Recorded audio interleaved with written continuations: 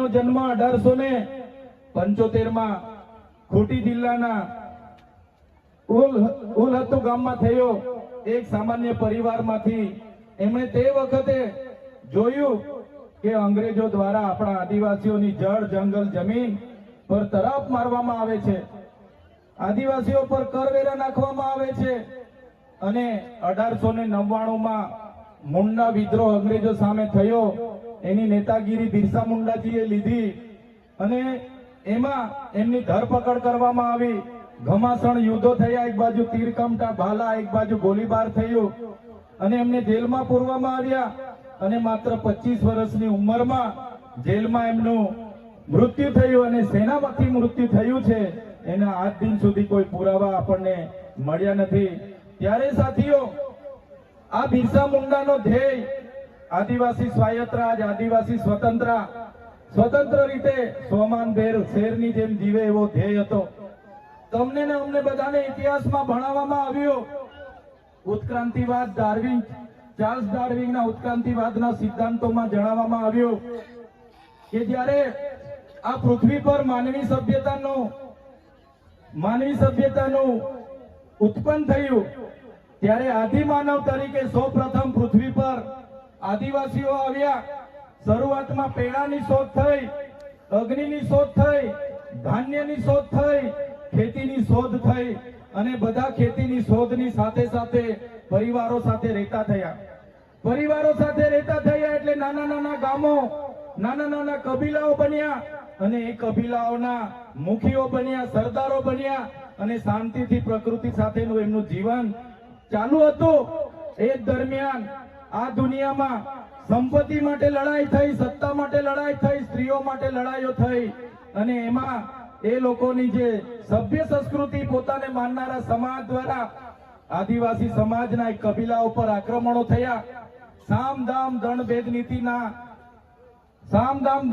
નીતિ અંતર્ગત જ્યારે આપણો આદિવાસી સમાજના એ લોકો સરેન્ડર નહીં થયા તો યુદ્ધો કરીને આપણા કબીલાઓ છીનવાઈ ગયા અને આપણું શોષણ થયું, ઘર્ષણ થયું, જળ જંગલ જમીનો છીનવાઈ અને તમે જોયું હશે આપણા દેશ પર બહારથી મુગલો આવ્યા, ડચો આવ્યા, હુણો આવ્યા, અંગ્રેજો આવ્યા, પોર્ટુગીઝો આવ્યા, ફ્રેન્ચો આવ્યા અને આ અંગ્રેજોએ પણ 200 વર્ષ આપણા દેશ પર રાજ કર્યું। એ ઇતિહાસથી લઈને આજ દિન સુધી આદિવાસીઓનું માત્ર ને માત્ર શોષણ થતું આવ્યું છે। ત્યારે આદિવાસીએ આઝાદીની લડતમાં પણ તમે જોયું હશે, તમે બિરસા મુંડાનો ઇતિહાસ વાંચશો, તમે ગુરુ ગોવિંદનો ઇતિહાસ વાંચશો, ટાટિયા મામા ખાદ્ય નાયકનો ઇતિહાસ વાંચશો, તમે માનગઢ ધામમાં થયેલો હત્યાકાંડનો ઇતિહાસ વાંચો, તમે દડવાડામાં પાલ દડવામાં થયેલો હત્યાકાંડનો ઇતિહાસ વાંચશો તો આ ઇતિહાસમાં આદિવાસીઓએ અંગ્રેજોને હંપાવ્યા પણ કૂટનીતિ કરીને અંગ્રેજોએ આપણા લોકોને નરસંહાર કરી અને આપણા વિસ્તારમાં આપણા ક્રાંતિકારી લોકોને શહીદી વહોરવી પડી। દેશના આઝાદીમાં આપણું આટલું મોટું યોગદાન હતું। દેશ આઝાદ થયો, દેશમાં લોકશાહી આવી, લોકશાહીમાં દેશમાં બંધારણ બન્યું અને બંધારણની કલમમાં 444, 244, 13 કમાં આપણા વિસ્તારને 5મી અનુસૂચિ તરીકે જાહેર કરવામાં આવ્યો। એ જ પ્રકારે દેશના આસામ હોય, સિક્કિમ હોય, મિઝોરમ હોય, નાગાલેન્ડ હોય, મેઘાલય હોય, તમામ રાજ્યોને અનુસૂચિ 6 અંતર્ગત સમાવેશ કરવામાં આવ્યો। ત્યારે અનુસૂચિ 6 ત્યાં લાગુ કરવામાં આવી અને ગુજરાતમાં આજ દિન સુધી અનુસૂચિ 5 લાગુ કરવામાં નથી આવી અને આ સત્તામાં બેઠેલા લોકો અનુસૂચિ 5 લાગુ હોવા છતાં પોતાનો સત્તાનો દુરુપયોગ કરીને આદિવાસીઓની જમીનો છીનવી રહ્યા છે, આદિવાસીઓના ખનિજો છીનવી રહ્યા છે, કુદરતી સંપાદનો છીનવી રહ્યા છે। રોડના નામે, ડેમના નામે, આ વિસ્તારમાં કોરિડોરના નામે, જીએમડીસીના નામે, હાઇડ્રો પાવરના નામે, જીઆઈડીસીઓના નામે, સરકારી આવાસોના નામે, સ્ટેચ્યુના નામે આજે આદિવાસીઓને એમની જમીનો છીનવાઈ રહી છે। આજે આખા દેશમાં 80 લાખ આદિવાસીઓ વિસ્થાપિત થયા છે।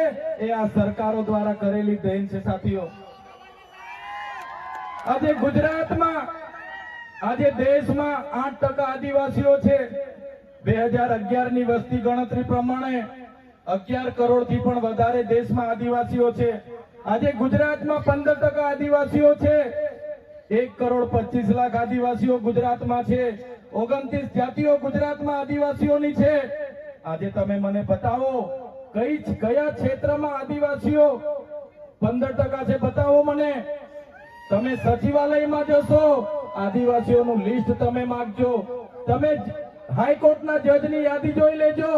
તમે ઇન્ડસ્ટ્રીયલના આપણા આદિવાસીઓને કેટલા લાભો મળ્યા છે જોજો. તમે રિયલ એસ્ટેટમાં આપણા આદિવાસીઓની સંખ્યા જોજો.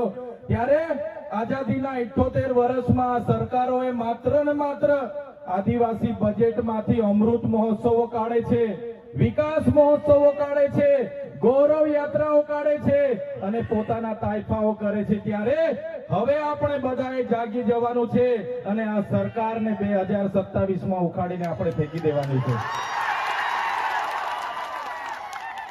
સાથીઓ, અમે 4 વર્ષ